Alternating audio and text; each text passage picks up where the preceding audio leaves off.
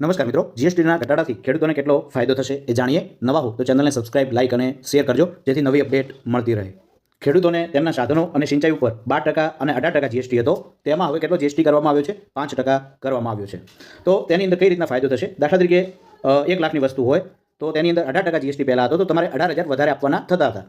તો હવે તેની અંદર તમારે 5,000 જ રૂપિયા આપવાના થશે, એટલે કે રૂપિયા 13,000નો ફાયદો થશે. અમુક વસ્તુની અંદર 12% જીએસટી હતો, તો 1 લાખે તમારે 12,000 આપવાના થતા હતા, હવે તેની અંદર 5,000 રૂપિયા આપવાના થશે, તો એ 7,000નો ફાયદો થશે.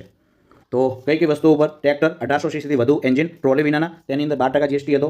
15 એચપીથી ઓછા ડીઝલ એન્જિન, હાર્વેસ્ટ થ્રેશર, ત્યારબાદ સોઇલ પ્રિપેરેશન, મરઘા ઉછેર, મધમાખી ઉછેર માટેની મશીનરી, ડ્રીપ સિંચાઈ, નોઝલ, હેન્ડપંપ, ખાતર બનાવવાના મશીનો, ત્યારબાદ પ્રાકૃતિક મેન્થોલ અને જૈવિક ખાતર, ટ્રેક્ટરના ટાયર અને ટ્યુબ, ટ્રેક્ટરના અલગ અલગ પાર્ટ્સ, ખાતર માટેના એમોનિયા, સલ્ફ્યુરિક, નાઇટ્રિક એસિડ, એની અંદર 12% અને જીએસટી 18% હતો, તે હવે કેટલો કરી દેવામાં આવ્યો છે? 5% કરવામાં આવ્યો છે.